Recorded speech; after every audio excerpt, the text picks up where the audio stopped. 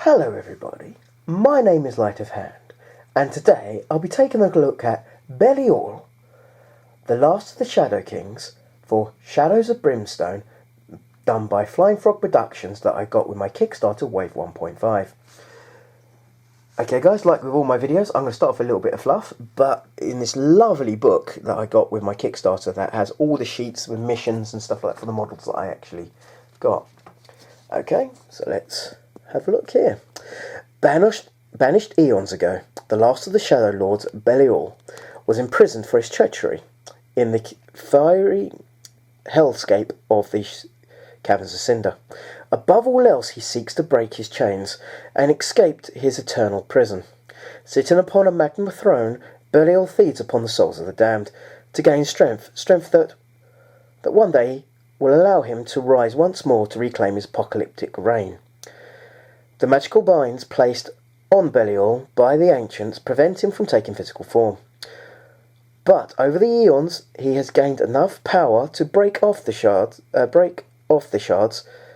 his evil, fashion them into shards of his former glory, or even powerful avatars of darkness to do his bidding. He sends these shards of evil through the portals that have torn open into other worlds, searching for a way to break the seals that bind him. Day by day his power grows. It is close now, so close.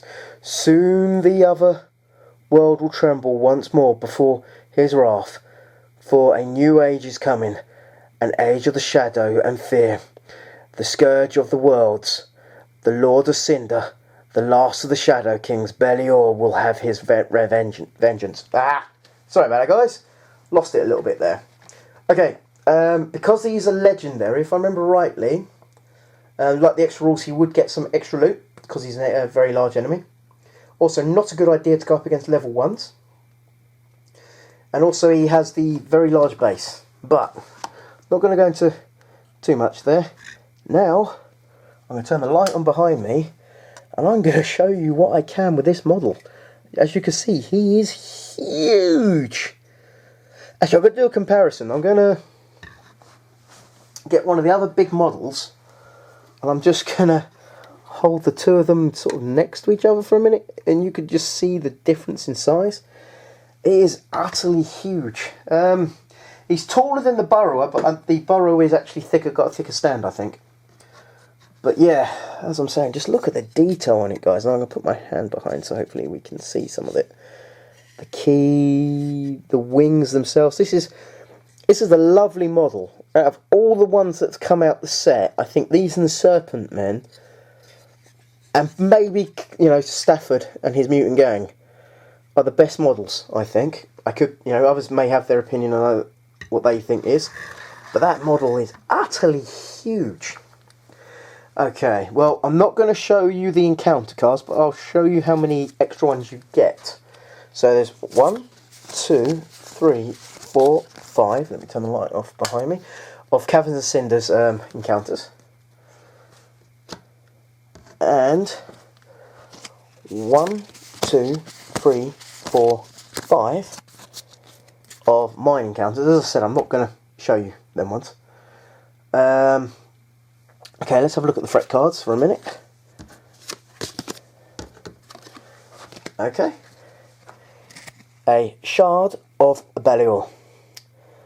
Okay. Shards of Beli'al use the enemy's record sheet for Beli'al, but ignore the Scourge of Worlds, Key of Defiance, and the Lord of Cinder's ability. The Shard of Beli'al health is only equal to 5 times the number of heroes. Okay, so that's not too bad. So that's a high. Okay. Beli'al and 1 threat. And then there's 2. Actually, yeah, 2 for Cinders. If you're doing elite cards for the Cinder bit. You can keep these in if you want, but they're recommended just for the sort of Cinder bit. So, Caverns of Cinder, sorry. Again, so it's Beli'al with a threat. And then whilst you're in Caverns of Cinders, again it's the exact same card, which is the high threat when in the mines of a Shard of Beli'al. Hopefully I'm saying that right. Okay. I'm not going to show you all the magic cards, but there are 1, 2, 3, 4, 5, 6, 7, 8, 10. Yes, 10. What I am going to do, I'm going to show you probably the top 2. Firestorm. Every hero on the same tile or adjacent tile as the spellcaster must make an agility test. Also, must make an agility 5 test to dodge from the gouts of fire erupting all around. If successful, the hero may heal D6 sanity damage. If fails, the hero immediately takes D6 sanity damage, ignoring willpower. Whilst in Caverns of Cinder, the hero also takes D3 burning markers. Now, I'm not sure what burning markers do yet, guys, because I haven't actually opened my Caverns of Cinders yet. I'm like a little child waiting with presents. The riddles of time. Every hero must make a cunning +5 test to displace the riddle. If successful, a hero gets +2 initiative for the next activation. If failed, the hero is -2 initiative for the next activation, and immediately roll a d6 for each saddlebag token they carry. On the roll of 1, 2, discard it. Okay, as I said, I'm not going to be showing any more than that, I'm afraid. But the one thing I will show the artifacts that come with him. Scroll of Darkness. Discard and take 1 corruption hit to cancel a darkness or growing dread card. Must be spirit 3 or higher. Not sure about that, but you know, for $300 might be worth selling it actually, but it doesn't weigh anything. So yeah, so there's another one of them. Then there is the Book of the Lost. Has 1 Darkstone marker on it. Once per adventure, you may read from the book to take up to 5 corruption points, ignoring willpower, to do the same amount of damage to each adjacent model, ignoring defense. So that says to me you would also hurt your own friends. But to do 5 damage, you might kill a lot of things if you're ignoring the defense. Taking 5 corruption hits, ignoring willpower. Yeah, I know, I'm not a fan of that. But for 850, sounds actually kind of cool. Sword of Shadows. Again, it's got a Darkstone marker. Once per turn, add extra damage to one of your combats, equal to the number of corruption hits you currently have. Also, anytime you kill an enemy with a combat hit, you take 1 corruption. It's 1 anvil. It's for 1 hand, and it's $650. Now again, I'm kind of I'm not a big fan of having corruption to begin with. So for me, I'd either sell this or give it to one of my other people in my group that would probably use something like that. The Hood of the Blind Traveller. Very holy by the sounds of it, for some weird thing. +1 spirit, +1 law, +1 move. And unless you have the keyword Traveller, take 1 corruption hit each time you roll a spirit or law test. So, I'm not sure about that one. It has an anvil, so it weighs a little, and it's worth $1,400 to sell. Sounds actually kind of good to me. Now, I'm going to have to hold this at a different angle. Actually, guys, I'm going to move my camera up a bit, just so I can hold the card in a better way. Okay, Lord Beli'al. last of the Shadow Kings. Cinders, Demon, Ancient, Massive. A 3x3 stand, which is very big there actually. A XXL. Initiative 4. So he's not exactly the fastest. Okay, let's have a look at that picture though. That is a really cool picture. But it's this picture from the front of the actual book, Kickstarter rule sheet collection book I've got as well. So, Unspeakable Terrors. A hero starts their adjacent on the same or adjacent tiles. Automatically takes 2 horror hits that do 2 sanity damage each. Endurance. This enemy cannot take more than 4 wounds from a single attack. Extra damage is wasted. Massive Wings. Moves through other models and can change targets each turn on the roll of 4+. Scourge the Worlds. At the start of each turn roll, 1 has no effect. 2-3. Add an ambushing threat to the fight that is 1 level lower than normal. 4-5. Draw a Darkness card and play it. 6. Draw a Growing Dread card and play it. 1 hero may spend a grit to cancel on the roll of 3+. Shadow Magic. At the start of his activation, Beli'al will cast a random spell from the Shadow Magic deck. Armour of Darkness. Critical hits only reduce a Beli'al's armour to 2 instead of 0. Beli'al, sorry. And it also takes 1 corruption hit to that hero. Beli'al is also immune to burning and hellfire markers. Key of Defiance. Once per turn, each hero may choose 1 critical hit against Beli'al to target the key hanging around his neck. Instead of striking his armour, roll hit to success to hit the key. If failed, the hit bounces off harmlessly. If successful, roll 2d6 regardless of any bonuses the weapon being used. This may also failed regardless of any bonuses that the weapons may use. This roll may not be re-rolled with grit.